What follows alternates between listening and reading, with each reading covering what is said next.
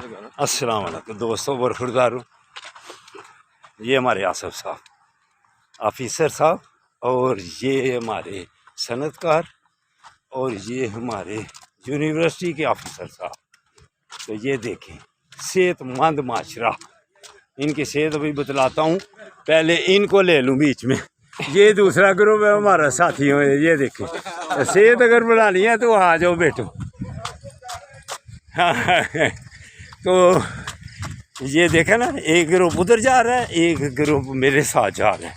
تو وہ بھی ڈاکٹر صاحبان، پڑھے لکھے صنعت کار، تو میرے ساتھ بھی آفیسر صاحبان۔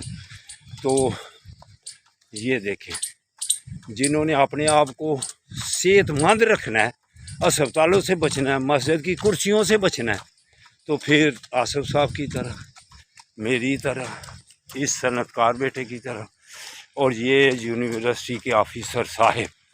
یہ دیکھو، اس دن بھی بتلایا تھا کہ آپ اندازہ کریں کہ ان کی کتنی عمر ہے۔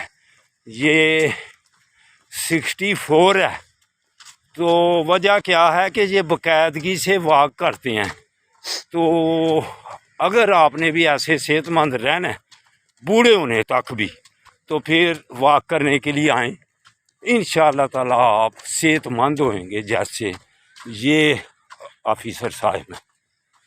تو دوستو، آپ کو کہتا رہتا ہوں، مگر آپ کچھ نماز کے بغیر ہی کچھ نماز پڑھ کے سو جاتی ہو۔